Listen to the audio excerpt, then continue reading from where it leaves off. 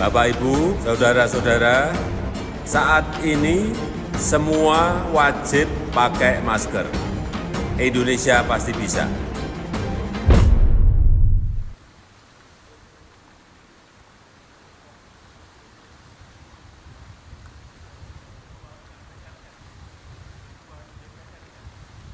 Ketua DPD RI memasuki ruang rapat paripurna.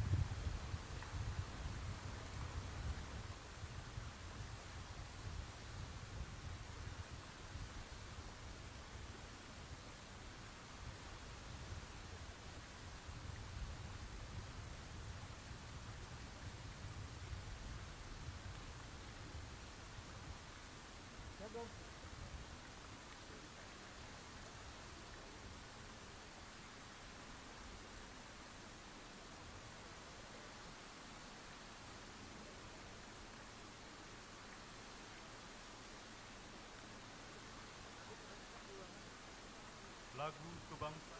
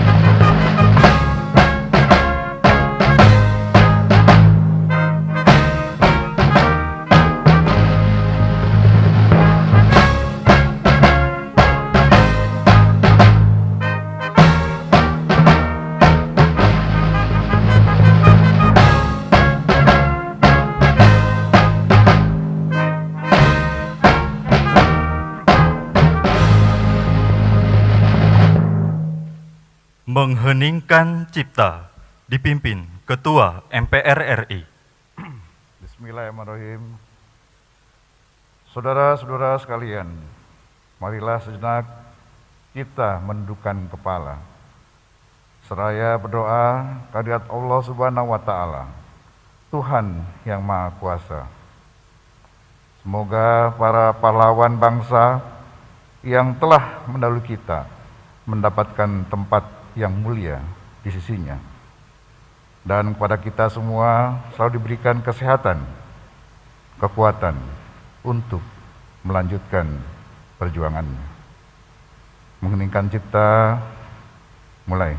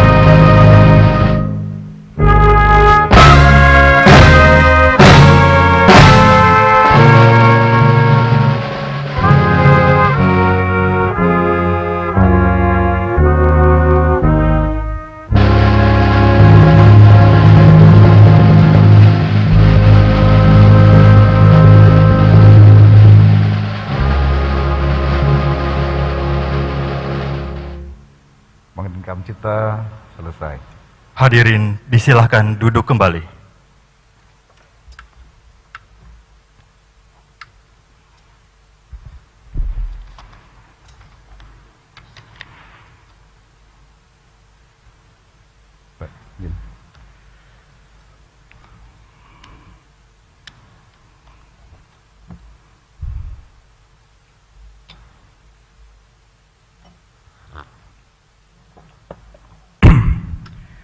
Bismillahirrahmanirrahim. Assalamualaikum warahmatullahi wabarakatuh. Selamat pagi, salam sejahtera untuk kita semua. Om Swastiastu, Namo Buddhaya, salam kebajikan. Yang kami hormati Presiden Republik Indonesia Bapak Insinyur Haji Joko Widodo, Wakil Presiden Republik Indonesia Bapak Profesor Dr. Kiai Haji Ma'ruf Amin, Presiden Republik Indonesia kelima Ibu Profesor Dr. Honoris Causa Megawati Soekarno Putri, Presiden Republik Indonesia keenam Bapak Profesor Dr. Haji Susilo Bambang Yudhoyono, Wakil Presiden Republik Indonesia ke-6 Bapak Jenderal TNI Purnawirawan Tri Sutrisno, Bapak Wakil Presiden Republik Indonesia ke-9 Bapak Dr. Haji Hamzahas MA PSD, Wakil Presiden Republik Indonesia ke-10 dan ke-12 Bapak Dr. Andes HM Yusuf Kala, Wakil Presiden Republik Indonesia ke-11 Bapak Profesor Dr. Budiono, Ketua Dewan Perwakilan Rakyat Ibu Dr. Honoris Causa Puan Maharani, Ketua Dewan Perwakilan Daerah Bapak Lanyala Mahfud Mataliti, Ketua Badan Pemeriksa Keuangan Bapak Dr. Agung Firman Sampurna, Ketua Mahkamah Agung Bapak Profesor Dr. Haji Muhammad Sarifuddin, Ketua Mahkamah Konstitusi Bapak Dr. Anwar Usman, Ketua Komisi Yudisial Bapak Profesor Dr. Mukti Fajar Nur Dewata, para Wakil Ketua Majelis Perusahaan Rakyat, para pimpinan lembaga-lembaga negara, para Ketua Fraksi MPR dan kelompok DPD, Ketua Fraksi DPR, dan perwakilan subwilayah DPD, para anggota MPR yang hadir secara virtual, yang mulia para Duta Besar Negara Sahabat, para Menteri Kabinet Indonesia Maju, Panglima TNI dan Kapolri, seluruh masyarakat diaspora Indonesia, para insan pers, media cetak dan elektronik dalam dan luar negeri, para undangan serta teristimewa seluruh rakyat Indonesia yang berbahagia. Sebagai catatan daftar hadir yang disampaikan Sekretariat Jenderal, sampai saat ini telah hadir 363 anggota dari 311 anggota MPR, DPR, DPD, baik yang diundang hadir secara fisik maupun secara virtual, dan telah menandatangani daftar hadir. Dengan demikian, berdasarkan ketentuan pasal 66 ayat 5 Peraturan Tata Tertib MPR dan pasal 281 ayat 1 dan pasal 254 ayat 5 Peraturan Tata Tertib DPR serta pasal 261 ayat 5 Peraturan Tata Tertib DPD, sidang telah memenuhi syarat untuk dibuka. Dengan mengucapkan Bismillahirrahmanirrahim, sidang paripurna dalam rangka sidang tahunan MPR dan sidang bersama DPR dan DPD dengan agenda mendengarkan pidato Presiden, penyampaian laporan kinerja lembaga-lembaga negara dan peringatan Hari Ulang Tahun ke-76 Kemerdekaan Republik Indonesia kami buka dan dinyatakan terbuka untuk umum. Sidang majelis dan dewan, hadirin sekalian yang kami muliakan. Sebagai insan yang beriman, marilah kita senantiasa memanjatkan puji dan syukur kehadirat Allah Subhanahu wa Ta'ala, Tuhan yang Maha Esa, karena atas limpahan rahmat dan karunia-Nya kita semua diberikan kekuatan dan kesehatan untuk menjalankan tugas konstitusional kita masing-masing, melaksanakan pengabdian kita kepada masyarakat, bangsa, dan negara. Rasa syukur yang mendalam juga patut kita persembahkan di tengah keprihatinan bersama menghadapi pandemi COVID-19. Kita masih dapat melaksanakan agenda penting kenegaraan, yaitu sidang tahunan MPR dan sidang bersama DPR dan DPD untuk kedua kalinya yang dilaksanakan pada masa pandemi. Alhamdulillah, sidang tahunan MPR telah menjadi konvensi ketatanegaraan yang terus terpelihara dengan baik, serta memberikan warna tersendiri dalam kehidupan demokrasi dan ketatanegaraan kita. Menjadi forum untuk menegakkan kedaulatan rakyat, mengembangkan demokrasi sekaligus wahana untuk menumbuhkan kepercayaan masyarakat terhadap lembaga-lembaga negara sebagai pelaksana kedaulatan rakyat.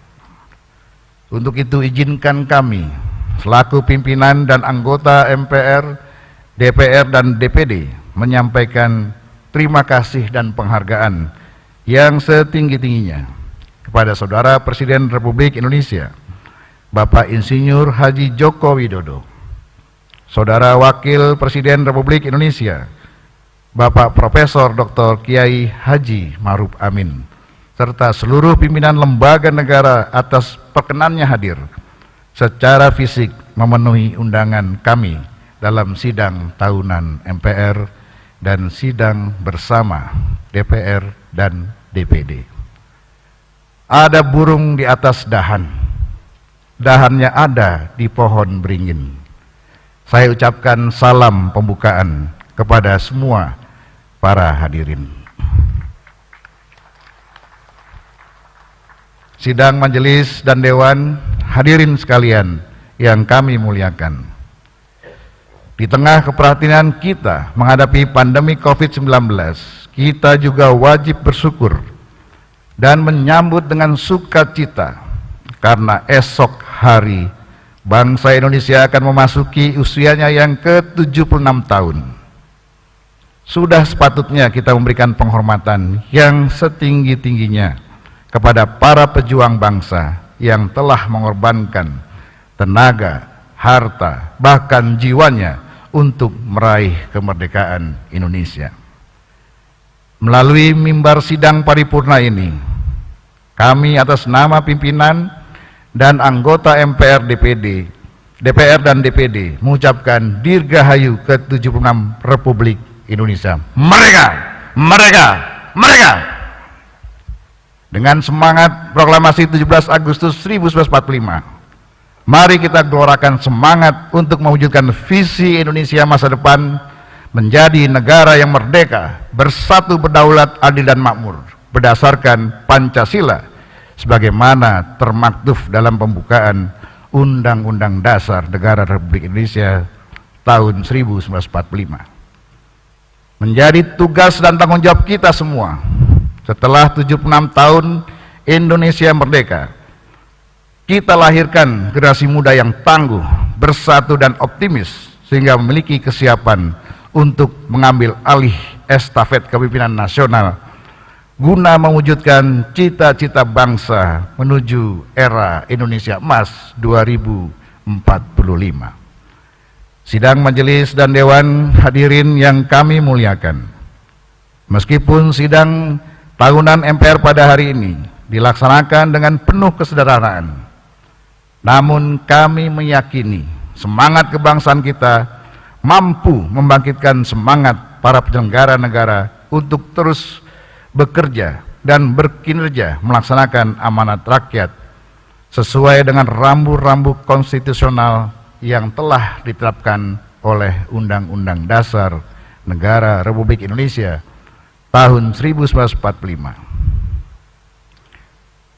Sungguh dalam 2 tahun terakhir ini, dunia dan kita bangsa Indonesia tengah diuji dengan badai pandemi COVID-19 yang berdampak luas terhadap berbagai dimensi kehidupan bermasyarakat, berbangsa, dan bernegara.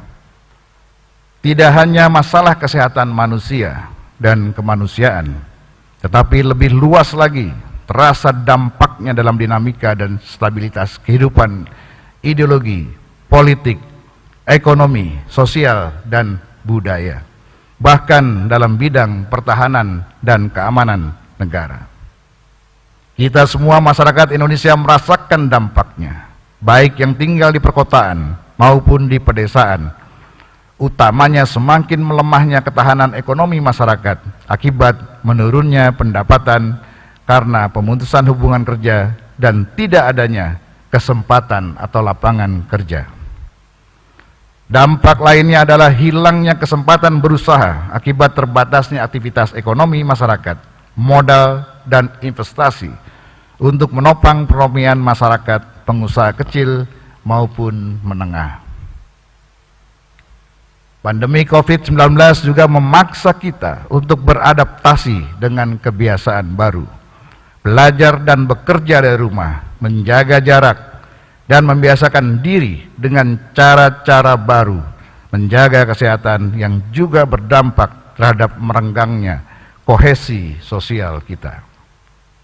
Demikian pula di sektor pendidikan. Anak didik tidak dapat lagi melakukan pembelajaran dengan tatap muka, tetapi dengan pembelajaran jarak jauh yang mempengaruhi efektivitas dan proses belajar mengajar. Meskipun pembelajaran jarak jauh secara online juga berdampak positif terhadap kemampuan beradaptasi dalam pemanfaatan teknologi dan informasi, namun keterbatasan infrastruktur penunjang pendidikan jarak jauh akan menurunkan capaian kualitas belajar dan kelulusan siswa yang tidak hanya mengukur tingkat kecerdasan, tetapi pembentukan karakter anak didik kita. Belum lagi apabila pembelajaran jarak jauh itu dihadapkan pada ketimpangan ketersediaan infrastruktur antar wilayah, juga mengakibatkan sistem pendidikan nasional yang ada belum mampu secara efektif menjadi sarana untuk mewujudkan proses pembelajaran. Oleh karena itu, terhadap upaya-upaya pemerintah melalui sejumlah paket kebijakan dalam mengatasi pandemi COVID-19 berserta dampaknya, kami sangat mendukung sepenuhnya. Relokasi APBN dan Program Pemulihan Nasional atau PEN dalam bentuk program perlindungan sosial dengan beragam skema dan saluran, refocusing, anggaran kesehatan, realokasi, dukungan UMKM dan koperasi, bantuan langsung tunai dana desa, insentif usaha, serta potongan tarif listrik PLN adalah langkah kebijakan yang tepat untuk menangani dampak ekonomi dan sosial akibat pandemi COVID-19. Sidang majelis dan dewan hadirin sekalian yang kami muliakan, pandemi COVID tidak hanya meruntuhkan sendi-sendi ekonomi, sosial dan budaya, tetapi secara nyata telah membuat kita semua kehilangan sahabat, kerabat, anak, istri, suami, orang tua, dan sanak saudara yang meninggal dunia akibat COVID-19. Oleh karena itu, kami menghimbau kepada seluruh masyarakat untuk terus meningkatkan disiplin protokol kesehatan, menjaga jarak, membatasi interaksi, serta melakukan vaksinisasi untuk mencegah dan menurunkan tingkat persebaran, tingkat fatalitas, dan kematian akibat COVID-19. Kami juga mengajak kepada seluruh masyarakat Indonesia untuk membangun kekuatan bersama, mendukung kebijakan pemerintah. Tidak ada lagi pengambilan paksa jenazah yang terkonfirmasi COVID-19. Tidak ada lagi pemalsuan sertifikat vaksin dan tes swab PCR. Tidak ada lagi penimbunan obat, oksigen, dan peralatan kesehatan lainnya. Serta tidak ada lagi narasi-narasi kontraproduktif yang mengganggu keprihatinan dan fokus kita bersama dalam menangani pandemi COVID-19. Untuk itu, kami atas nama pimpinan dan anggota MPR menyampaikan apresiasi yang setinggi-tingginya kepada pemerintah atas kerja keras, langkah dan kebijakan yang cepat dan tepat dalam rangka pelindungan terhadap seluruh warga Indonesia sebagai bagian dari pemenuhan hak-hak konstitusional seluruh warga negara Indonesia. Secara khusus, kami juga menyampaikan apresiasi kepada Satuan Tugas Penanganan COVID-19, serta para tenaga kesehatan dan relawan, jajaran Tentara Nasional Indonesia dan Kepolisian Negara Republik Indonesia, serta pihak lainnya yang telah berkontribusi dalam upaya pengendalian dan penanganan COVID-19. Apresiasi yang sama juga kami sampaikan kepada seluruh entitas masyarakat Indonesia yang telah bergotong royong membantu penanganan pandemi COVID-19 melalui gerakan solidaritas, kepedulian sosial, baik secara individu maupun kelompok. Saat perusahaan-perusahaan, kampus-kampus, organisasi massa dan profesi, komunitas-komunitas masyarakat, hingga relawan-relawan individu bersinergi dan berkolaborasi mendukung upaya pemerintah dalam menerangi COVID-19, kita semua merasakan betapa kuatnya jati diri bangsa Indonesia yang tidak dimiliki oleh bangsa-bangsa lainnya. Sungguh kami sampaikan kepada Bapak Presiden bahwa sudah sepatutnya kita bangga memiliki keindonesiaan, memiliki pondasi-pondasi moral dan jati diri bangsa yang kokoh, sehingga berbagai permasalahan bangsa dapat dihadapi dengan penuh optimisme dan kekuatan bersama. Sidang majelis dan dewan hadirin sekalian yang kami muliakan, sebagaimana kita pahami, pandemi COVID-19 tidak hanya memiliki dampak ekonomis yang nyata dengan meningkatnya angka pengangguran, kemiskinan, kesenjangan yang berpotensi menimbulkan permasalahan dalam bidang-bidang lainnya. Tetapi yang juga patut diwaspadai adalah potensi bangkitnya nilai-nilai paham individualisme, komunisme, intoleransi, separatisme, radikalisme, terorisme, dan etno-nasionalisme di tengah ketidakpastian akibat pandemi COVID-19. Oleh karena itu, upaya memerangi pandemi COVID-19 beserta dampaknya tidak hanya dilakukan dengan meningkatkan ketahanan tubuh kita dengan vaksinisasi, tetapi harus dibarengi dengan upaya melakukan vaksinasi ideologi untuk meningkatkan ketahanan ideologi kita. Saya ulangi, harus dibarengi dengan upaya melakukan vaksinasi ideologi untuk meningkatkan ketahanan ideologi masyarakat kita. Dalam kerangka itu, pimpinan dan seluruh anggota MPR RI dengan segala keterbatasan yang ada terus melakukan vaksinasi ideologi Pancasila melalui sosialisasi 4 pilar MPR, yaitu Pancasila sebagai ideologi dan dasar negara, Undang-Undang Dasar Negara Republik Indonesia tahun 1945 sebagai konstitusi negara, NKRI sebagai bentuk negara, dan Bhinneka Tunggal Ika sebagai semboyan negara kepada seluruh lapisan masyarakat di seluruh wilayah tanah air. Melalui vaksinasi ideologi, kami meyakini segala potensi ancaman dan gangguan yang berpotensi memecah belah persatuan dan kesatuan bangsa akan dapat dicegah dan ditangkal. Dengan badai COVID-19 justru akan semakin memperkuat ketahanan ideologi bangsa kita, sehingga COVID-19 tidak hanya menjadi tantangan, tetapi menjadi peluang untuk bangkit beradaptasi dengan tuntutan dinamika situasi dan kondisi yang baru. Sidang majelis dan dewan, hadirin sekalian yang kami muliakan. Dalam melaksanakan tugas konstitusional, MPR telah menerima sejumlah aspirasi masyarakat dan daerah tentang pelaksanaan Undang-Undang Dasar Negara Republik Indonesia tahun 1945.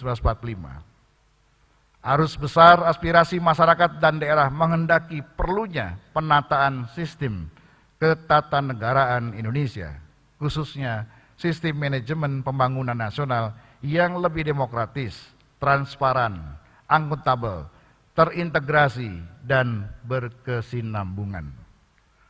Berbagai pandangan masyarakat yang menyatakan bahwa visi yang sama dalam rencana pembangunan nasional dan daerah, baik dalam jangka pendek, jangka menengah, maupun jangka panjang, sangat diperlukan agar orientasi pembangunan nasional lebih fokus pada upaya pencapaian tujuan negara sebagaimana termaktub dalam pembukaan Undang-Undang Dasar Negara Republik Indonesia tahun 1945.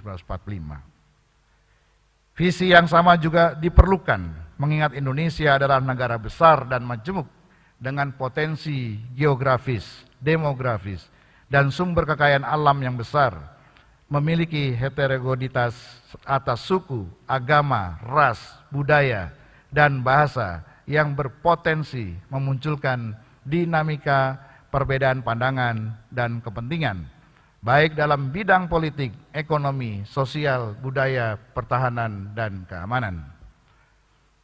Atas tindak lanjut dari rekomendasi MPR periode 2009-2014 dan MPR periode 2014-2019, hasil kajian MPR periode 2019-2024 menyatakan bahwa perlunya pokok-pokok haluan negara atau PPHN yang bersifat filosofis dan arahan dalam pembangunan nasional untuk memastikan keberlangsungan visi dan misi negara sebagaimana termaktub dalam pembukaan Undang-Undang Dasar Negara Republik Indonesia tahun 1945.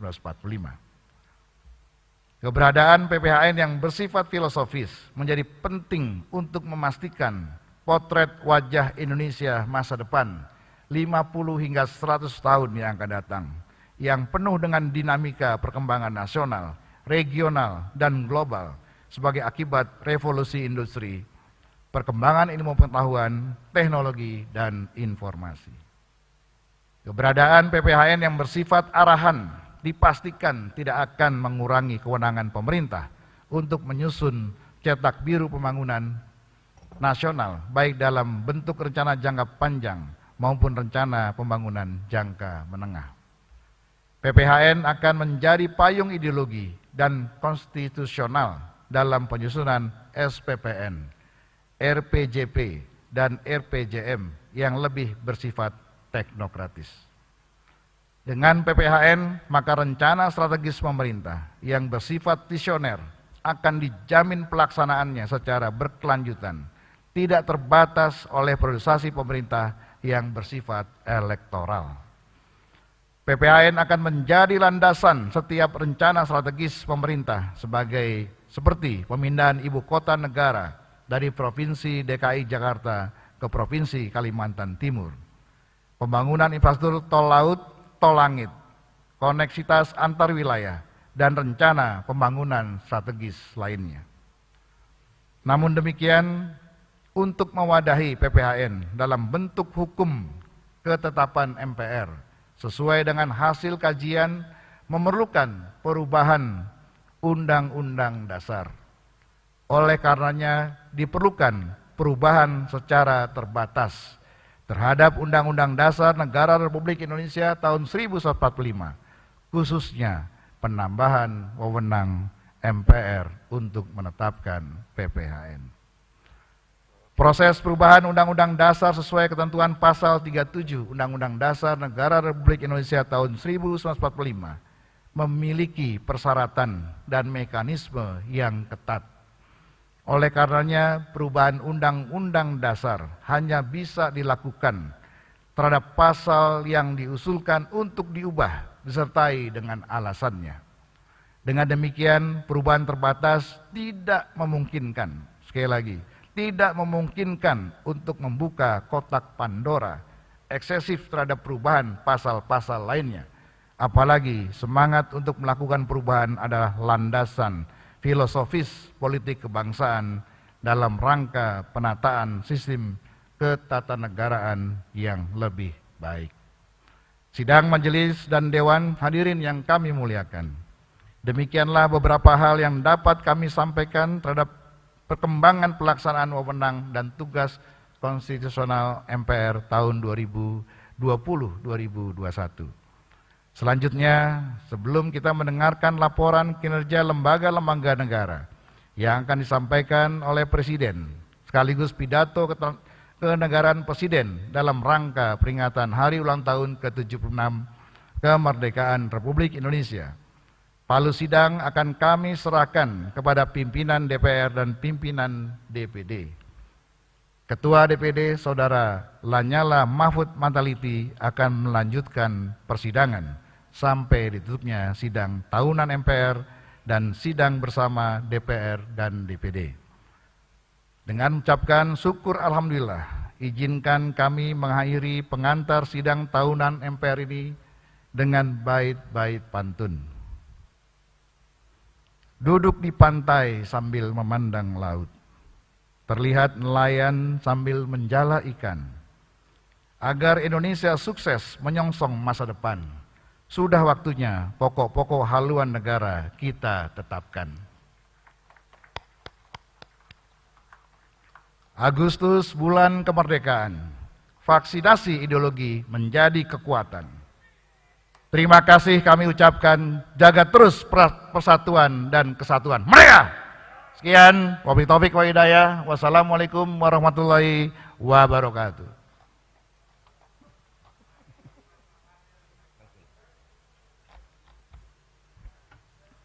Terima kasih kami sampaikan kepada Ketua MPR RI.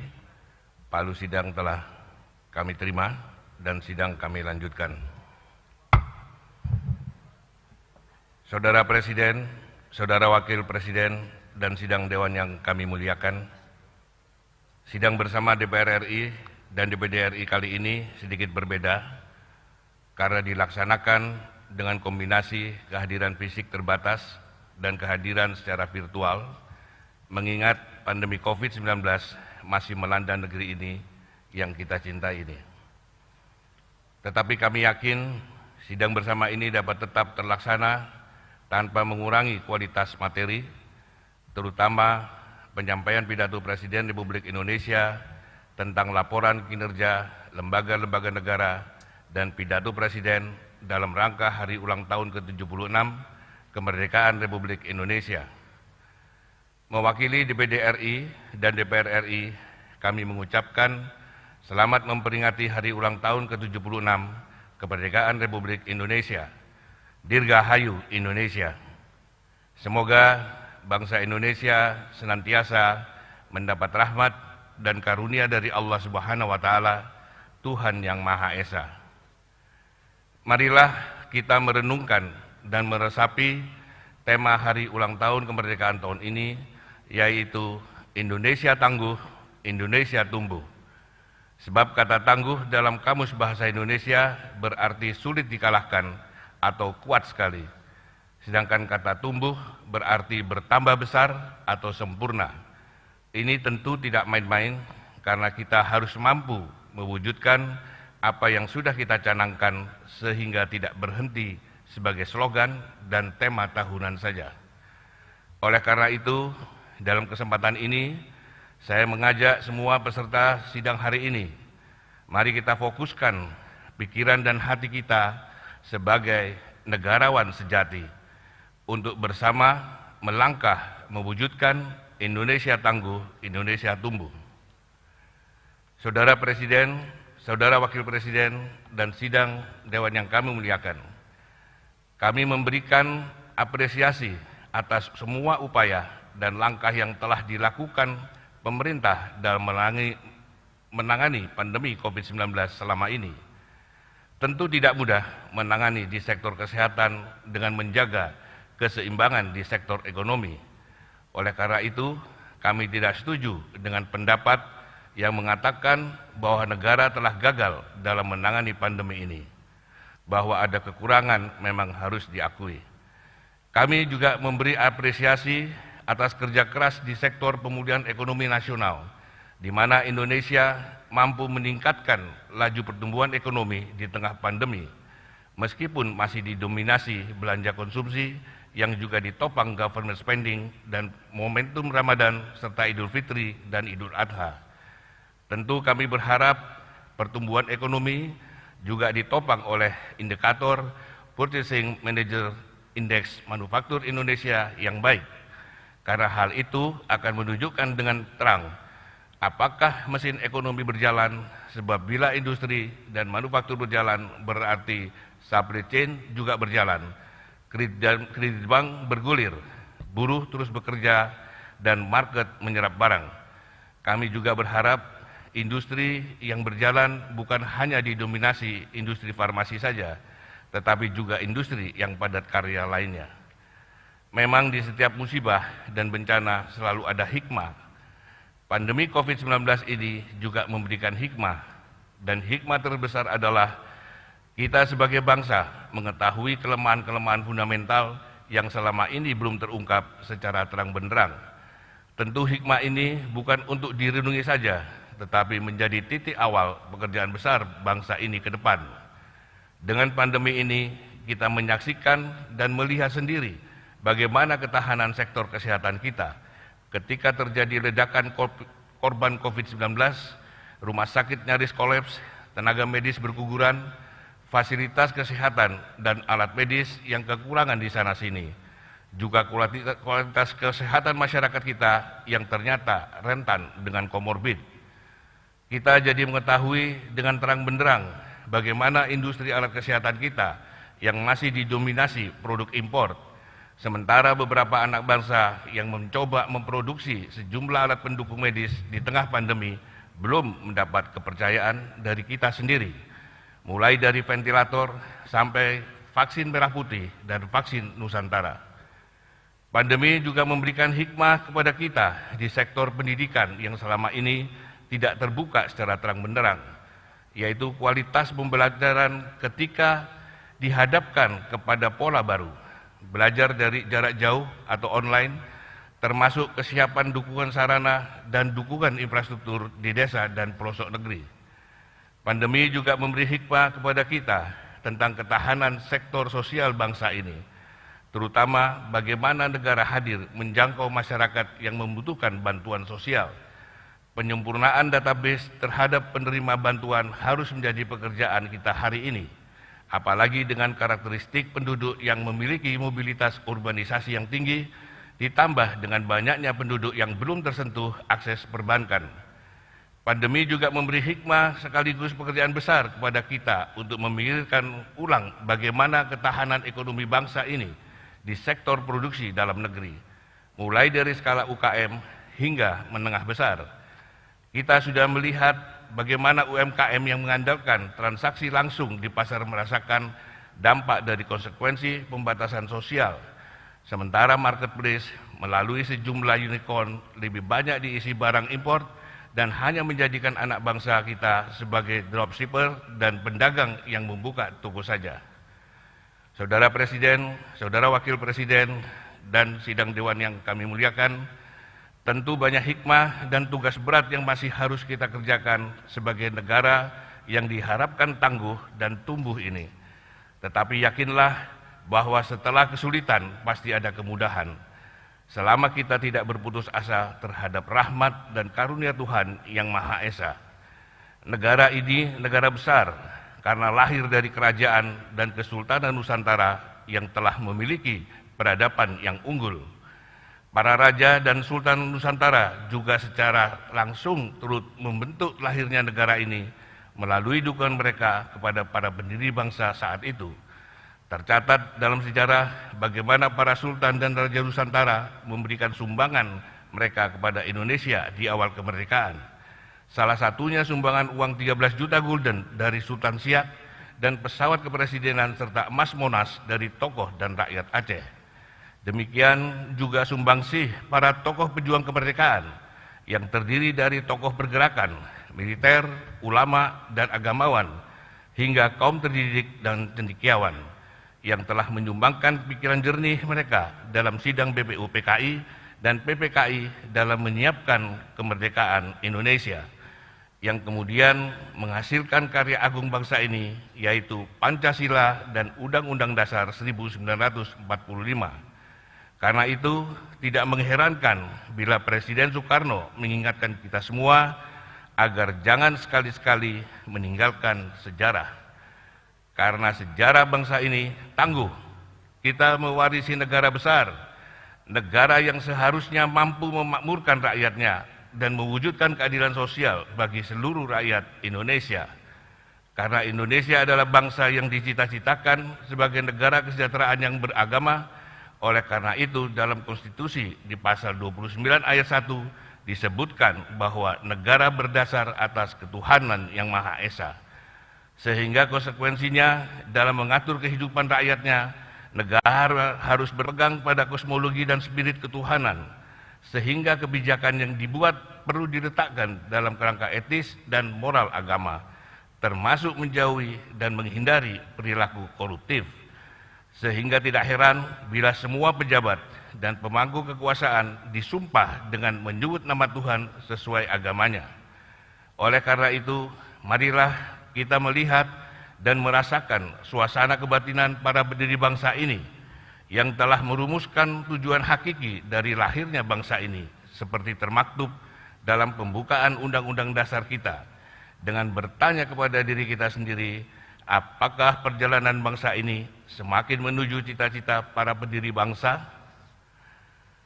Saudara Presiden, Saudara Wakil Presiden, dan sidang Dewan yang kami muliakan, krisis global yang dipicu pandemi COVID-19 juga melahirkan peluang-peluang baru, imajinasi-imajinasi baru, dan pemikiran-pemikiran baru untuk membangun kehidupan baru yang dibayangkan bisa menghindari terjadinya krisis serupa di masa depan. Karena setiap krisis besar biasanya melahirkan revolusi pemikiran untuk menjawab perubahan, dan setiap negara yang memasuki transisi menuju era baru sering ditandai dengan perubahan konstitusi, seperti dilakukan Indonesia di tahun 1999 hingga 2002 silam, ketika Indonesia menuju sistem politik yang diharapkan lebih demokratis. Hari ini sudah 19 tahun sejak amandemen konstitusi dilakukan oleh bangsa ini, dan sekarang kita pun menuju dan akan memasuki era baru pasca pandemi COVID-19 yang diikuti dengan era disruptif di hampir semua lini. Dunia dengan tatanan baru perlu dijawab dengan kesiapan kita secara fundamental, dengan menentukan arah kemandirian dan kedaulatan bangsa sebagai bagian kesiapan kita menyongsong perubahan global dan tata dunia baru. Apalagi ada ancaman bencana di depan mata, yaitu perubahan iklim global. Maka sangat penting bagi kita sebagai bangsa yang besar dan tangguh memiliki arah kebijakan yang kita sepakati bersama antara eksekutif dan legislatif. Oleh karena itu, DPD RI mendukung adanya pokok-pokok haluan negara atau PPHN dalam konstitusi kita. Karena melalui PPHN kita harus mampu merumuskan kedaulatan energi, kemandirian pangan, ketahanan sektor kesehatan, sosial, ekonomi, dan pertahanan keamanan bangsa yang besar ini, termasuk kesejahteraan dan kemakmuran daerah di seluruh Indonesia. Kita harus memastikan energi baru terbarukan menjadi prioritas, termasuk keberanian kita sebagai bangsa besar untuk memanfaatkan nuklir sebagai pembangkit energi yang relatif lebih murah. Kemandirian pangan mutlak harus menjadi solusi yang harus kita wujudkan dengan bonus iklim negara tropis yang berada di lintasan khatulistiwa dengan sumber daya hutan, daratan, dan laut yang melimpah. Karena ancaman perang masa depan adalah perebutan sumber daya pangan dan air bersih. Oleh karena itu, negara harus memastikan industri-industri hulu yang dulu dibangun di era Orde Lama dan Orde Baru tidak boleh dibiarkan mati hanya karena sudah tidak efisien lagi dibanding impor. Justru sebaliknya, harus kita restorasi, karena sebagai negara yang besar dan tangguh, kita mutlak memiliki heavy industry di sektor-sektor strategis, terutama untuk mewujudkan kemandirian pangan. Sehingga kita juga harus melakukan koreksi atas kebijakan perekonomian nasional yang tertuang di dalam pasal 33 Undang-Undang Dasar 1945, di mana kita sadar atau tidak, sejak amandemen konstitusi yang lalu, dengan dalih efisiensi, maka cabang-cabang produksi yang penting bagi negara dan yang menguasai hajat hidup orang banyak telah kita serahkan kepada pasar. Padahal Bapak Koperasi kita, Muhammad Hatta, telah meletakkan kerangka besar perekonomian nasional dengan pendekatan koperasi yang harus dimaknai sebagai cara atau sarana untuk berhimpun dengan tujuan untuk memiliki secara bersama-sama alat industri atau sarana produksi. Sehingga para anggota koperasi sama persis dengan para pemegang saham di lantai bursa. Bedanya jika pemegang saham di lantai bursa bisa siapapun termasuk orang asing, maka koperasi hanya dimiliki oleh warga negara Indonesia. Oleh karena itu, pemerintah harus kita dukung untuk bersama-sama menemukan peta jalan menuju kesiapan kita sebagai bangsa yang tangguh dalam menyongsong era perubahan global atau tata dunia baru yang tidak lama lagi akan terjadi. Setiap negara pasti berjuang untuk melindungi dan memastikan kepentingan rakyat dan warga negaranya terjamin. Dan kami percaya Presiden Joko Widodo dan Wakil Presiden Kiai Haji Ma'ruf Amin mempunyai niat untuk itu. Dan DPD RI tidak akan berhenti menyuarakan kepentingan rakyat di daerah yang kami dapat dari seluruh penjuru tanah air, dari Sabang sampai Merauke, dari Miangas sampai Rote.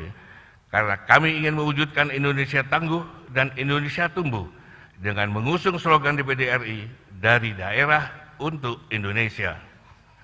Saudara Presiden, Saudara Wakil Presiden, dan sidang Dewan yang kami muliakan, sampailah kita pada puncak agenda sidang tahunan MPR RI dan sidang bersama ini, dan kita akan mendengarkan pidato kenegaraan Presiden Republik Indonesia.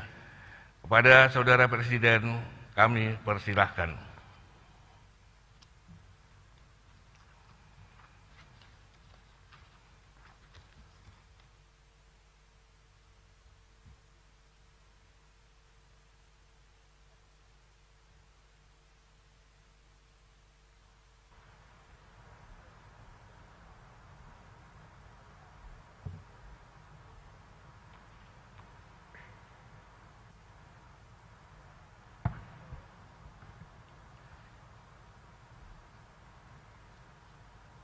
Bismillahirrahmanirrahim. Assalamualaikum warahmatullahi wabarakatuh. Selamat pagi, salam sejahtera bagi kita semuanya. Om Swastiastu, Namo Buddhaya, salam kebajikan.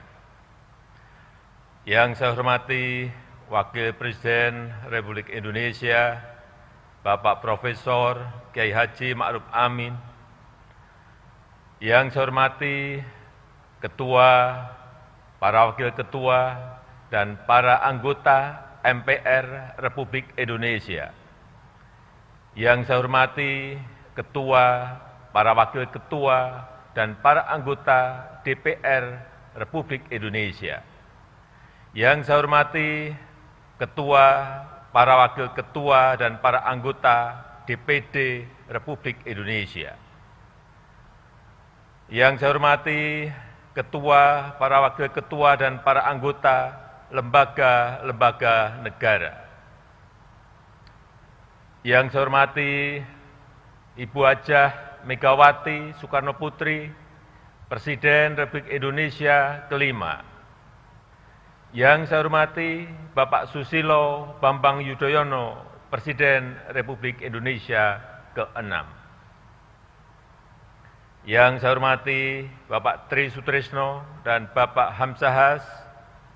Yang saya hormati Bapak Muhammad Yusuf Kalla beserta Ibu Mufidah Yusuf Kalla. Yang saya hormati Bapak Budiono beserta Ibu Herawati Budiono. Yang saya hormati Yang Mulia para Duta Besar negara-negara sahabat dan para pimpinan perwakilan badan dan organisasi internasional. yang saya hormati para Menteri Kabinet Indonesia Maju, serta Panglima TNI dan Kapolri, yang saya hormati para Ketua Umum partai-partai politik, yang saya hormati hadirin saudara-saudara sebangsa dan setanah air. Krisis, resesi, dan pandemi itu seperti api. Kalau kita bisa hindari, kalau bisa kita hindari. Tetapi jika hal itu tetap terjadi, banyak hal yang bisa kita pelajari. Api memang membakar, tetapi juga sekaligus menerangi. Kalau terkendali, dia menginspirasi dan memotivasi. Dia menyakitkan, tetapi sekaligus juga bisa menguatkan. Kita ingin pandemi ini menerangi kita untuk mawas diri, memperbaiki diri, dan menguatkan diri kita dalam menghadapi tantangan masa depan. Pandemi ini seperti kawah candra di muka, yang menguji, yang mengajarkan, dan sekaligus mengasah. Pandemi memberikan beban yang berat kepada kita, beban yang penuh dengan risiko-risiko, dan memaksa kita untuk menghadapi dan mengelolanya. Semua pilar kehidupan kita diuji, semua pilar kekuatan kita diasah. Ketabahan, kesabaran, ketahanan, kebersamaan, kepandaian, dan kecepatan kita, semuanya diuji dan sekaligus diasah. Ujian dan asahan menjadi dua sisi mata uang yang tidak terpisahkan. Bukan hanya beban yang diberikan kepada kita, tetapi kesempatan untuk memperbaiki diri juga diajarkan kepada kita. Tatkala ujian itu terasa semakin berat, asahannya juga semakin meningkat.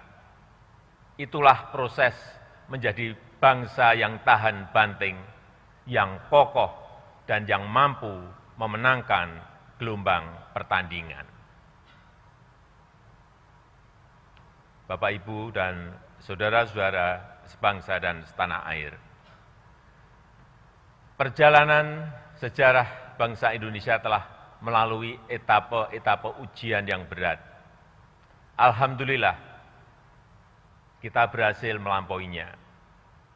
Kemerdekaan Republik Indonesia bukan diperoleh dari pemberian ataupun hadiah, tetapi kita rebut melalui perjuangan di semua medan.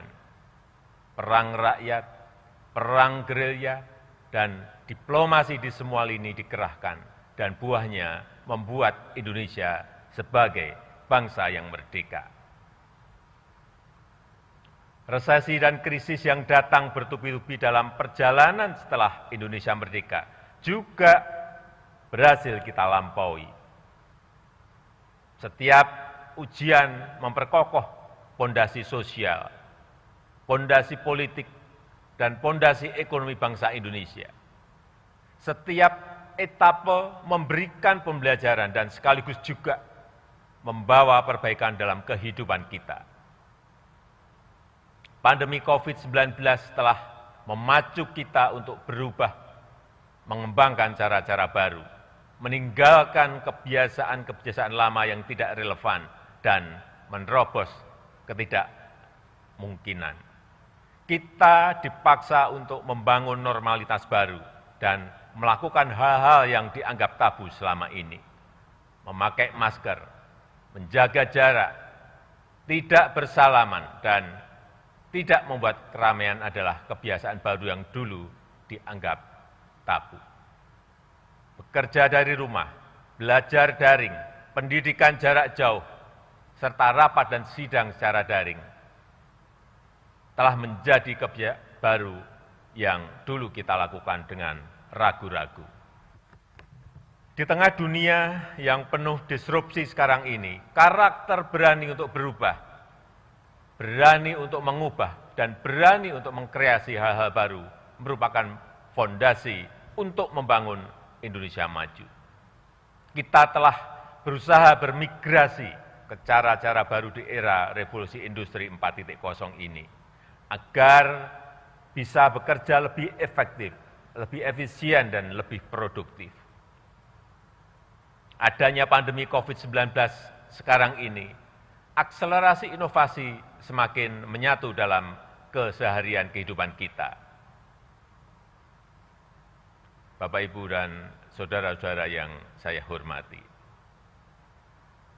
Selama 1,5 tahun diterpa pandemi telah terjadi penguatan yang signifikan dalam perilaku dan infrastruktur kesehatan kita, dan sekaligus penguatan kelembagaan nasional kita. Kesadaran, partisipasi, dan kegotong royongan masyarakat menguat luar biasa. Kelembagaan pemerintah lintas sektor dan lintas lembaga negara serta antara pusat dan daerah sampai dengan desa juga mengalami konsolidasi. Hal ini membuat kapasitas sektor kesehatan meningkat pesat dan semakin mampu menghadapi ketidakpastian yang tinggi dalam pandemi. Dari sisi masyarakat, kesadaran terhadap kesehatan semakin tinggi, kebiasaan mencuci tangan, memakai masker, dan menjaga jarak telah menjadi kesadaran baru. Gaya hidup sehat, menjaga kebersihan lingkungan, berolahraga dan mengkonsumsi makanan yang bernutrisi terasa semakin membudaya.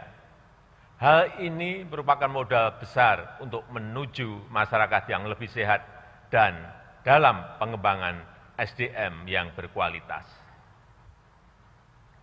Kesadaran dan antusiasme masyarakat untuk divaksin, memperoleh layanan kesehatan, memperoleh pengobatan, serta saling peduli untuk yang semakin tinggi. Pandemi telah mengajarkan bahwa kesehatan adalah agenda bersama. Pandemi telah menguatkan institusi sosial di masyarakat dan semakin memperkuat modal sosial kita. Jika ingin sehat, warga yang lain juga harus sehat. Jika ada seseorang yang tertular COVID-19, maka hal ini akan membawa resiko bagi yang lainnya. Penyakit adalah masalah bersama dan menjadi sehat adalah agenda kita bersama. Kapasitas kelembagaan negara dalam merespon pandemi juga semakin terkonsolidasi dan bekerja semakin responsif. Kita tahu bahwa pandemi harus ditangani secara cepat dan terkonsolidasi dengan merujuk kepada data, ilmu pengetahuan, dan teknologi.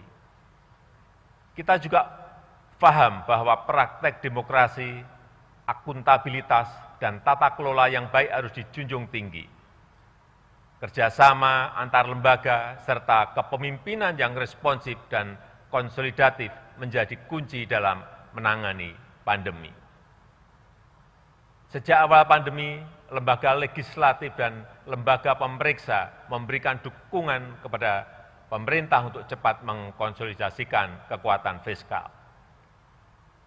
TNI, Polri, dan birokrasi dari tingkat nasional sampai ke tingkat desa terus bahu-membahu dalam melakukan pendisiplinan protokol kesehatan, 3T, termasuk vaksinasi dan penyiapan fasilitas isolasi terpusat. Hampir semua Forkompinda bergerak terpadu dalam mengatasi permasalahan kesehatan dan perekonomian.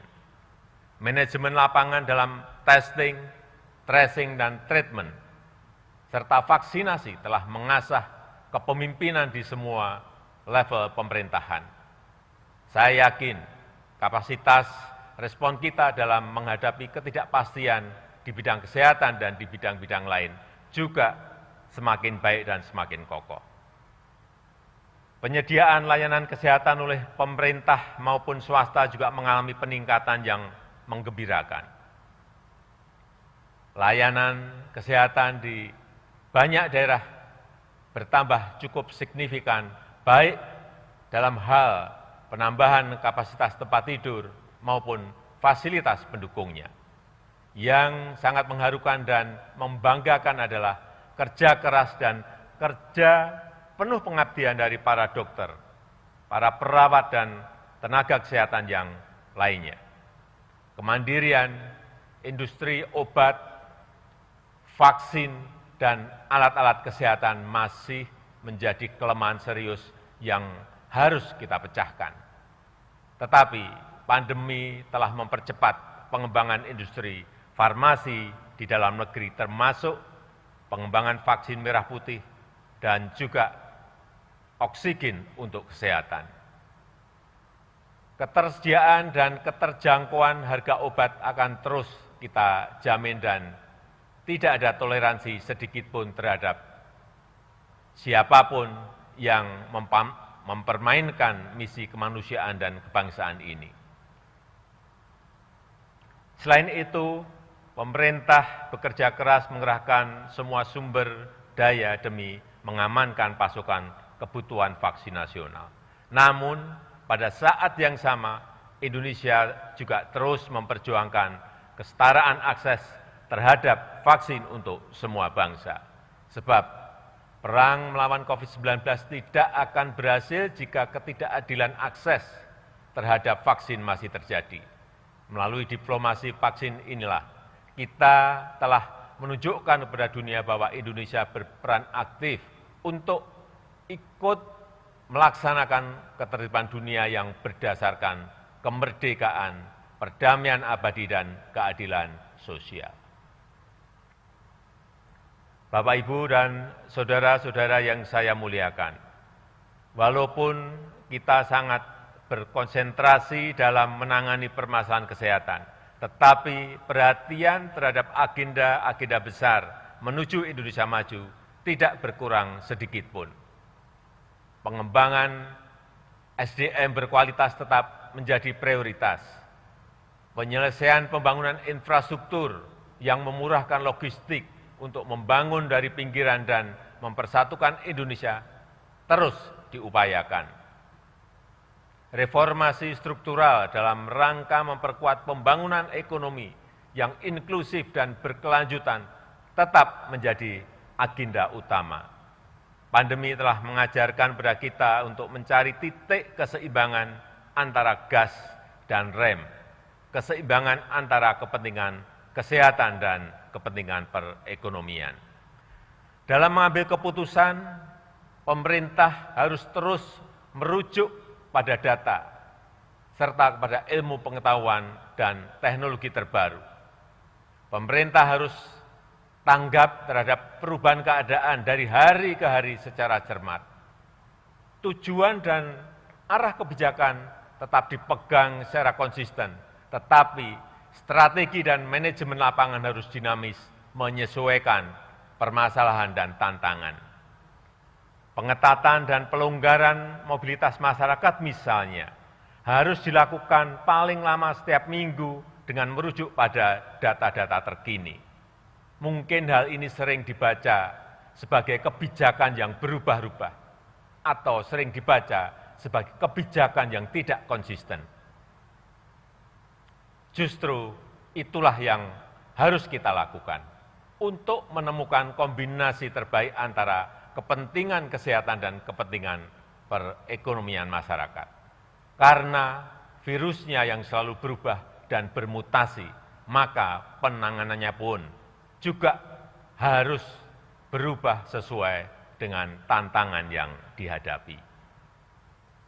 Pengetatan mobilitas yang tidak bisa dihindari ini membuat pemerintah harus memberikan bantuan sosial yang lebih banyak dibanding pada situasi normal. Program Keluarga Harapan PKH, kartu sembako, diskon listrik, subsidi gaji, bantuan produktif usaha mikro, bantuan sosial tunai, BLT dana desa, dan program kartu prakerja juga terus ditingkatkan. Subsidi kuota internet untuk daerah-daerah PPKM juga semaksimal mungkin diberikan kepada tenaga kependidikan, murid, mahasiswa, guru, dan dosen.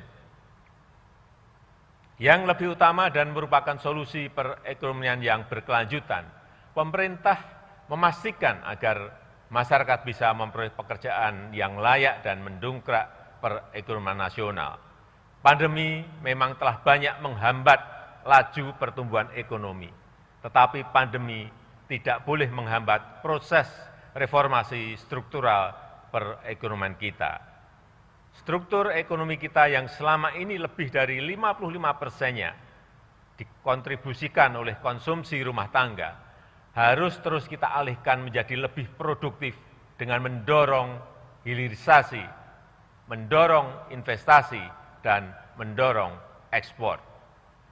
Fokus pemerintah adalah menciptakan sebanyak mungkin lapangan kerja baru yang berkualitas. Implementasi Undang-Undang Cipta Kerja terus kita percepat. Minggu yang lalu, pemerintah telah meluncurkan OSS, Online Single Submission, yang sangat mempermudah semua level dan jenis usaha, apalagi bagi jenis-jenis usaha yang berisiko rendah. Urusan perizinan, pengurusan insentif, dan pajak bisa dilakukan jauh lebih cepat, lebih transparan, dan lebih mudah. Kesempatan ini harus dimanfaatkan oleh pelaku UMKM untuk mengembangkan usahanya. Pada periode Januari sampai Juni 2021, realisasi investasi Indonesia tidak termasuk sektor hulu migas dan jasa keuangan sedikitnya 442,8 triliun rupiah, dengan rincian 51,5% di luar Jawa dan 48,5% di Jawa. Investasi ini menyerap lebih dari 620.000 tenaga kerja Indonesia. Penambahan investasi di bulan-bulan depan kita harapkan bisa memenuhi target 900 triliun rupiah, serta menciptakan lapangan kerja baru dan menggerakkan perekonomian secara signifikan. Perkembangan investasi harus menjadi bagian terintegrasi dengan pertumbuhan ekonomi yang inklusif dan berkeadilan.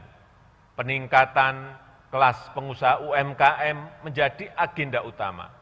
Berbagai kemudahan disiapkan untuk menumbuhkan UMKM, termasuk kemitraan strategis dengan perusahaan besar, agar cepat masuk dalam rantai pasok global. Hal ini diharapkan dapat meningkatkan daya saing produk UMKM serta meningkatkan pemerataan dan kemandirian ekonomi masyarakat. Ekosistem investasi dan kolaborasi di dunia usaha ini juga dimaksudkan untuk memperkuat perkembangan ekonomi berbasis inovasi dan teknologi, khususnya ke arah ekonomi hijau, green economy, dan ekonomi biru, blue economy yang berkelanjutan. Perkembangan sektor pangan terus kita upayakan untuk membangun kemandirian pangan, transformasi menuju energi baru terbarukan, serta akselerasi ekonomi berbasis teknologi hijau akan menjadi perubahan penting dalam ekonomi kita. Konsolidasi kekuatan riset nasional terus diupayakan agar sejalan dengan agenda pembangunan nasional. Sinergi dunia pendidikan dengan industri dan pengembangan kewirausahaan terus dipercepat melalui program Merdeka Belajar. Hal ini diharapkan mengakselerasi kualitas SDM nasional sekaligus meningkatkan daya saing industri dan produk dalam negeri. Perluasan akses pasar bagi produk-produk dalam negeri menjadi perhatian serius pemerintah. Program Bangga Buatan Indonesia terus kita gencarkan sembari meningkatkan daya saing produk lokal dalam kompetisi global. Pemerintah terus mendorong pengembangan ekosistem ekonomi digital untuk meningkatkan produktivitas masyarakat. Digitalisasi UMKM yang masuk ke aplikasi perdagangan elektronik, e-commerce, dan lokapasar jumlahnya terus bertambah. Sampai Agustus tahun ini, sudah lebih dari 14 juta UMKM atau 22% dari total UMKM yang sudah bergabung dengan aplikasi perdagangan elektronik e-commerce. Partisipasi dalam ekonomi digital ini sangat penting karena potensinya yang sangat besar dan mempermudah UMKM untuk masuk ke rantai pasok global. Tahun 2020 nilai transaksi perdagangan digital Indonesia mencapai lebih dari 253 triliun rupiah. Nilai ini diperkirakan akan meningkat menjadi 330,7 triliun rupiah di tahun 2021. Bapak, Ibu, dan saudara-saudara sebangsa dan setanah air, pandemi COVID-19 juga memberikan hikmah kepada bangsa Indonesia bahwa krisis menuntut konsolidasi kekuatan negara untuk melayani rakyat, meningkatkan kesejahteraan masyarakat, dan meraih Indonesia maju yang kita cita-citakan. Dukungan semua pihak, utamanya lembaga-lembaga negara, menempati posisi sentral. Kerja cerdas dan sinergitas antar lembaga negara menjadi salah satu kunci utama untuk bisa gesit merespon perubahan yang terjadi di masa mendatang. Keseimbangan dan saling kontrol antar lembaga negara sangatlah penting dalam sistem ketatanegaraan kita. Tetapi kerjasama, sinergi, serta kerelaan untuk berbagi beban dan tanggung jawab justru lebih utama dalam menghadapi pandemi ini. Saya mengucapkan terima kasih yang sebesar-besarnya kepada lembaga-lembaga negara, juga kepada Bank Indonesia, Otoritas Jasa Keuangan, Lembaga Penjamin Simpanan, Komisi Pemberantasan Korupsi, dan Ombudsman Republik Indonesia, termasuk Komisi Pemilihan Umum dan Badan Pengawas Pemilihan Umum atas dukungannya yang konsisten dan produktif selama ini. Saya mengapresiasi para anggota MPR RI dengan program 4 pilarnya yang terus konsisten memperkokoh ideologi Pancasila, Undang-Undang Dasar 1945, NKRI, dan Bhinneka Tunggal Ika. Agenda MPR untuk mengkaji substansi dan bentuk hukum pokok-pokok haluan negara juga perlu diapresiasi untuk melandasi pembangunan Indonesia yang berkelanjutan lintas kepemimpinan. Menghadapi pandemi yang membutuhkan penanganan yang luar biasa, DPR RI bersama pemerintah juga telah bekerja keras dan bersinergi untuk membangun fondasi hukum bagi penanganan COVID-19. Selain penanganan masalah kesehatan, DPR bersama pemerintah berhasil menyelesaikan Undang-Undang Cipta Kerja yang merupakan Omnibus Law pertama di Indonesia yang menjadi pilar utama reformasi struktural di negara kita.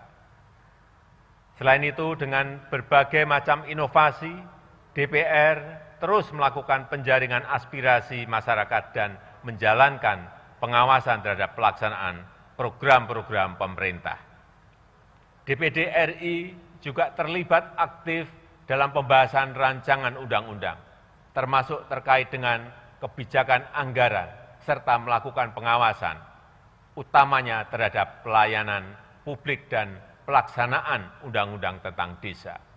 Peran ini memberikan kontribusi dalam ketepatan penanganan pandemi dan sekaligus dalam perbaikan kelembagaan pemerintah daerah ke depan. Di tengah kebutuhan pemerintah untuk bertindak cepat menyelamatkan masyarakat dari pandemi, peran pemeriksaan yang dilakukan oleh BPK RI juga telah dilakukan beberapa penyesuaian.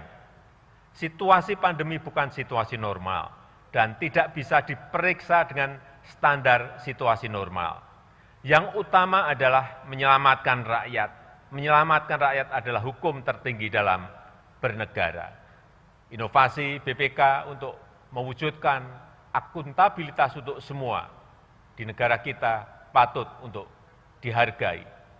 Saya mengapresiasi upaya-upaya BPK untuk memberikan informasi temuan pemeriksaan agar ditindaklanjuti oleh pemerintah, baik di pusat maupun di daerah. Walaupun di era pandemi, kecepatan kerja dalam pelayanan peradilan juga tidak bisa ditunda, bahkan harus dipercepat. Proses administrasi dan persidangan perkara di Mahkamah Agung secara elektronik telah mampu mempercepat penanganan perkara. Bahkan dengan adanya aplikasi peradilan elektronik e-court telah mempermudah dan meningkatkan jumlah perkara yang dibawa ke pengadilan. Demikian pula halnya dengan Mahkamah Konstitusi yang juga menggelar persidangan melalui daring. Munculnya banyak permohonan keadilan yang terkait dengan undang-undang dan juga perkara pilkada telah membuat MK mampu menyelesaikan perkara tepat waktu. Keberadaan sistem peradilan berbasis elektronik telah memfasilitasi terselenggaranya layanan publik secara cepat, transparan, dan akuntabel. Komisi Yudisial juga harus tetap produktif di era pandemi, baik dalam seleksi calon hakim agung, menangani laporan masyarakat, pemantauan perkara persidangan, serta pelanggaran kode etik hakim. Dengan kerja keras dan inovasi yang dilakukan, KAY telah berhasil meningkatkan kinerjanya di tengah pandemi COVID-19 ini. Bapak, Ibu, dan saudara-saudara sekalian yang saya hormati, pandemi telah mengingatkan kepada kita untuk peduli kepada sesama. Penyakit yang diderita oleh seseorang akan menjadi penyakit bagi semuanya. Penyelesaian pribadi tidak akan pernah menjadi solusi. Penyelesaian bersama menjadi satu-satunya cara. Dengan budaya yang selalu saling peduli dan saling berbagi, masalah yang berat ini bisa lebih mudah diselesaikan. Mari kita pegang teguh nilai-nilai toleransi, Bhinneka Tunggal Ika, gotong royong, dan Pancasila dalam bermasyarakat, berbangsa, dan bernegara. Kita lewati ujian pandemi dan ujian-ujian lain setelah ini dengan usaha yang teguh, disertai dengan doa pengharapan yang tulus. Kita jaga kesehatan kita, disiplin diri dalam protokol kesehatan, serta saling menjaga dan saling membantu. Tidak ada orang yang bisa aman dari ancaman COVID-19 selama masih ada yang menderitanya. Saya menyadari adanya kepenatan, kejenuhan, kelelahan, kesedihan, dan kesusahan selama pandemi COVID-19 ini. Saya juga menyadari begitu banyak kritikan kepada pemerintah, terutama terhadap hal-hal yang belum bisa kita selesaikan.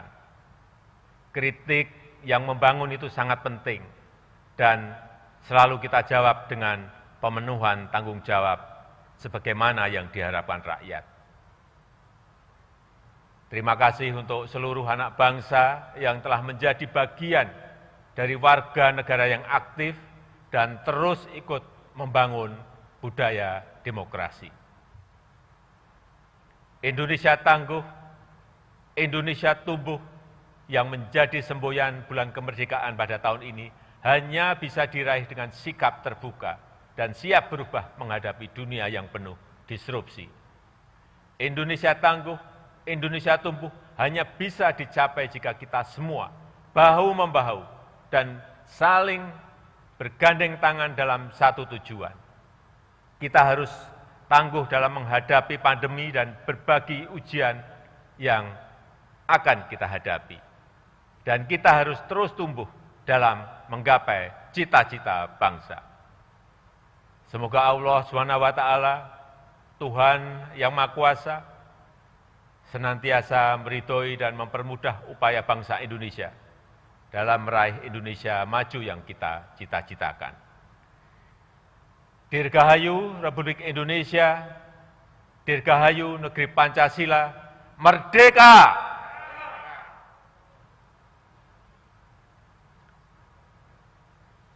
Busana yang saya pakai ini adalah pakaian adat suku Baduy. Saya suka karena desainnya yang sederhana, simpel, dan nyaman dipakai. Saya juga ingin mengucapkan terima kasih pada Pak Jaro Saija, Tetua Adat Masyarakat Baduy, yang telah menyiapkan baju adat ini.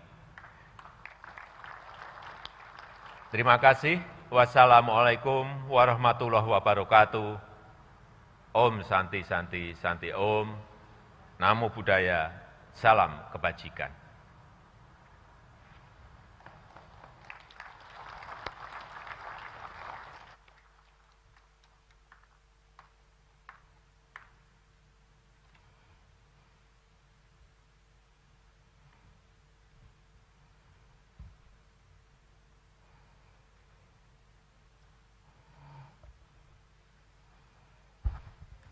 Terima kasih kepada Saudara Presiden yang telah menyampaikan pidato kenegaraan dalam rangka penyampaian laporan kinerja lembaga-lembaga negara dan pidato kenegaraan dalam rangka hari ulang tahun ke-76 kemerdekaan Republik Indonesia. Selanjutnya kami persilahkan Saudara Habib Nabil Al-Musawah, Wakil Ketua Komisi Dakwah Majelis Ulama Indonesia, untuk membacakan doa.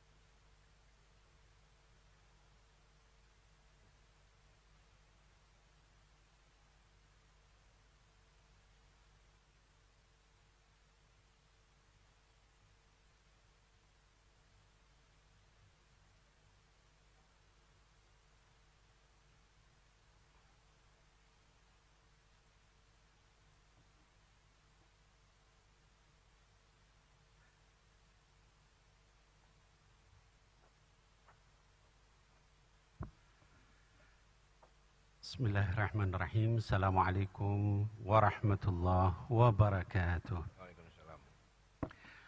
Salam sejahtera untuk kita semuanya. Izinkan kami mewakili Ketua Umum Majelis Ulama Indonesia untuk menyampaikan doa. Namun sebelum itu, izinkan kami juga untuk mengajak kita semua membacakan Fatihah untuk Ketua Umum Majelis Ulama Indonesia yang terkena kecelakaan 3 hari yang lalu. Mudah-mudahan Allah Subhanahu wa taala menyembuhkan Kiai Haji Miftahul Akhyar dan juga seluruh masyarakat dan rakyat kita yang terkena Covid. Ala hadhihi niyyah wa likulli niyatin salihah wa ila hadratin Nabi Muhammadin sallallahu alaihi wasallam bisirril Fatihah. A'udzu billahi minasyaitonir rajim. Bismillahirrahmanirrahim. Alhamdulillahirabbil alamin. Arrahmanir rahim. Maliki yaumiddin. Iyyaka na'budu wa iyyaka nasta'in. Ihdinas siratal mustaqim. Siratal ladzina an'amta 'alaihim ghairil maghdubi 'alaihim waladdallin. Amin. Terima kasih. Kita lanjutkan, saya akan membaca doa di dalam syariat ajaran Islam, dan bagi sahabat-sahabat yang non-muslim silakan berdoa berdasarkan agamanya masing-masing. Amin ya Allah ya Rabbal Alamin. Bismillahirrahmanirrahim. Allahumma inna nahmaduka wa nasta'inuka wa nastahdik wa na'udhu bika wa natawakkalu alaik wa nuthni alaikal khaira kullah. Ya Allah, sesungguhnya kami memujimu, meminta tolong kepadamu, dan memohon petunjuk darimu. Kami berlindung dan bertawakal kepadamu, dan kami memujimu dengan segala kebaikan. Allahumma salli wa sallim wa barik ala abdika wa nabiyyika wa rasulika sayyidina Muhammad sallallahu alaihi wasallam wa ala alihi wa ashabihi ajma'in. Ya Allah, sampaikan salawat, salam dan keberkahan kepada hamba Nabi dan Rasulmu Muhammad sallallahu alaihi wasallam beserta seluruh keluarga dan sahabatnya. Allahumma ighfir lana wa liwalidina warhamhum kama rabbawna sighara. Ya Allah, ampuni kami dan ampuni pula kedua orang tua kami, dan sayangi mereka seperti kasih sayang mereka saat mendidik kami di waktu kecil. Rabbana zalamna anfusana wa illam taghfir lana wa tarhamna lanakunanna minal khasirin. Ya Allah, kami sudah menzolimi diri kami sendiri. Jika Engkau tidak mengampuni dan merahmati kami, pasti kami termasuk orang-orang yang merugi. Allahumma inna nas'aluka ridhaka wal jannah wa ma qarraba ilaiha min qawlin wa amalin, wa na'udzu bika min sakhatika wan nar wa ma qarraba ilaiha min qawlin wa amalin. Ya Allah, kami memohon kepadamu ridha dan syurgamu, serta semua ucapan maupun perbuatan kami yang bisa mendekatkan kami kepada syurgamu. Dan kami berlindung kepadamu, ya Allah, dari murka dan nerakamu, serta semua ucapan maupun perbuatan kami yang bisa mendekatkan kami kepada neraka itu. Allahumma ja'alna minal maqbulin fi hadha syahr al-haram, wa khussana fihi bil ajri al-wafir wal ata' al-jazil.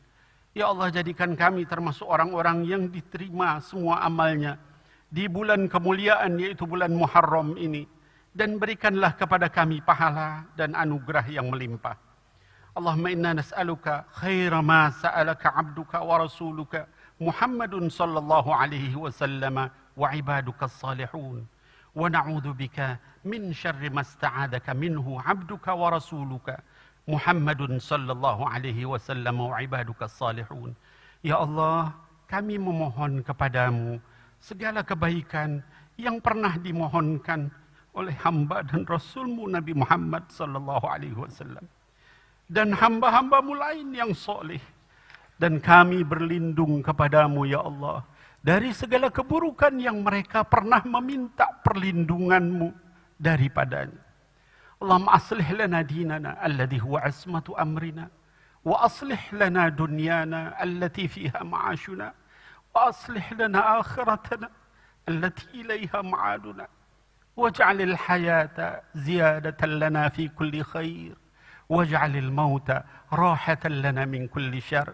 Ya Allah, perbaiki agama kami yang merupakan penjaga semua urusan kami. Perbaiki dunia kami, ya Allah, yang menjadi tempat kami mencari nafkah. Dan perbaiki akhirat kami, ya Allah, karena hanya kepadanya kami akan kembali.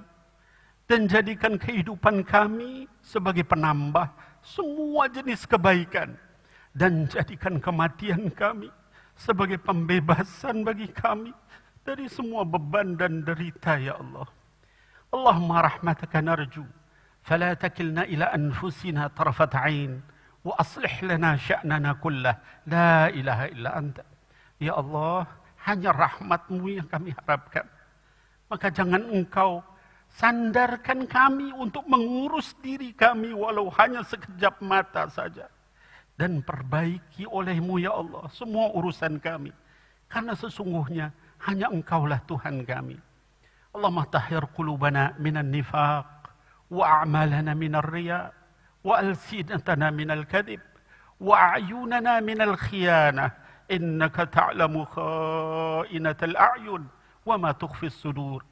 Ya Allah, bersihkan hati kami dari kemunafikan, bersihkan amal kami dari riya, bersihkan lisan kami dari dusta, bersihkan mata kami dari khianat. Karena sesungguhnya Engkau maha mengetahui pengkhianatan mata dan apa yang kami sembunyikan dalam dada. Allahumma kfina bihalalika an haramik, wa bita'atika an ma'siyatik, wa bifadlika amman siwak, ya hayyu ya qayyum, ya dal jalali wal ikram. Ya Allah, cukupkan kami dengan yang halal daripada yang haram. Cukupkan kami dengan ketaatan kepadamu dari bermaksiat kepadamu. Dan cukupkan kami dengan karunia-Mu dari selain-Mu. Wahai yang maha hidup, lagi berdiri sendiri. Allahumma aslih wulata umurina. Allahumma aslih wulata umurina. Allahumma aslih wulata umurina. Wa wafiqhum lil'adli fi ra'ayahum. Warrifqi bihim. والائتناء بمصالحهم وحببهم إلى الرعية وحبب الرعية إليهم. Ya Allah, perbaiki para pemimpin kami, baik di pemerintahan, di MPR, DPR maupun DPD RI. Ya Allah, perbaiki para pemimpin kami, baik di pemerintahan, MPR, DPR maupun DPD RI. Ya Allah, perbaiki para pemimpin kami, baik di pemerintahan, MPR, DPR maupun DPD RI. Bimbing mereka semua, ya Allah, dalam menegakkan keadilan. Bimbing mereka dalam menyayangi dan memperhatikan kepentingan rakyat. Tumbuhkan kecintaan mereka kepada rakyat, ya Allah, dan kecintaan rakyat kepada mereka. Allahumma wafiqhum li siratikal mustaqim wal amali biwadhaifi dinikal qawim waj'alhum hudatan muhtadin birahmatika ya arhamar rahimin. Ya Allah, bimbing para pemimpin kami ke jalan-Mu yang lurus. Bimbing mereka agar bekerja demi agama-Mu yang benar. Jadikan para pemimpin kami semua teladan yang mendapat petunjuk dari-Mu, ya Allah. Dengan rahmat-Mu, wahai Zat yang Maha Penyayang. Allahumma aslih ahwala ra'iyyatana wa biladana wa arkhis as'arahum wa aminhum fi awtanihim. Ya Allah, ya Tuhan kami, berikan kepada rakyat kami di negeri kami dalam hari ulang tahun yang ke-76 ini, perbaiki keadaan mereka, ya Allah. Murahkan harga-harga kebutuhan hidup mereka dan jadikan mereka aman sentosa di tanah air mereka ini.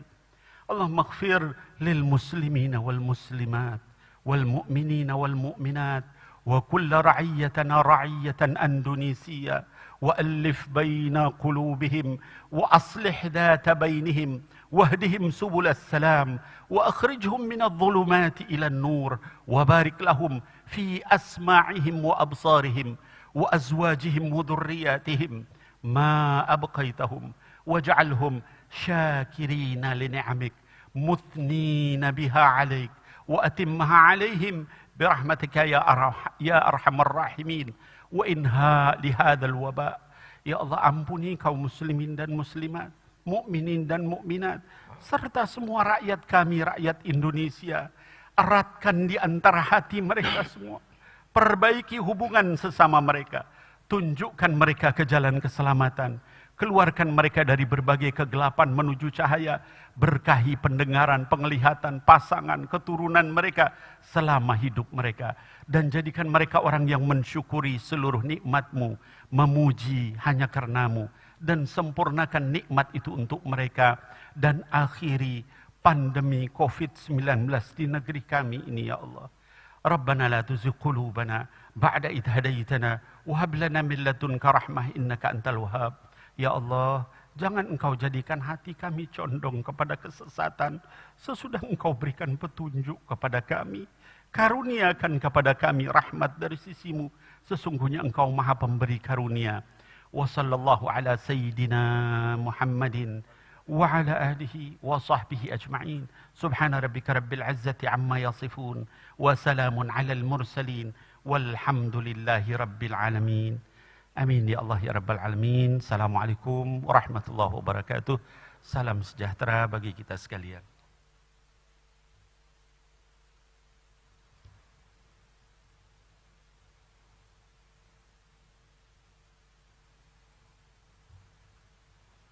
Terima kasih kepada Saudara Habib Nabil Al-Musawa yang telah membacakan doa. Semoga Allah Subhanahu wa Ta'ala, Tuhan yang Maha Kuasa, mengabulkan doa dan harapan kita bersama. Amin ya rabbal alamin. Saudara Presiden, Saudara Wakil Presiden, dan sidang Dewan yang kami muliakan, dengan selesainya membaca doa tadi, maka selesai sudah seluruh rangkaian acara sidang tahunan MPR RI dan sidang bersama DPR RI dan DPD RI hari ini. Terima kasih kami sampaikan kepada Bapak, Ibu, Saudara sekalian yang telah hadir secara fisik dan secara virtual dalam mengikuti sidang tahunan MPR RI dan sidang bersama ini. Sebelum menutup sidang, izinkan saya membacakan penggalan lirik lagu karya Iwan Fals yang berjudul Bangunlah Putra Putri Ibu Pertiwi. Terbanglah Garudaku, singkirkan kutu-kutu di sayapmu. Berkibarlah benderaku, singkirkan benalu di tiangmu. Jangan ragu dan jangan malu. Tunjukkan pada dunia bahwa sebenarnya kita mampu. Dengan mengucapkan Alhamdulillahirabbil alamin, sidang tahunan MPR RI dan sidang bersama DPR RI dan DPD RI kami tutup. Wallahu muwaffiq ila maqtumit thoriq. Wassalamualaikum warahmatullahi wabarakatuh. Salam sejahtera untuk kita semua. Santi Santi Santi Namo Buddhaya. Salam kebajikan. Hadirin dimohon berdiri.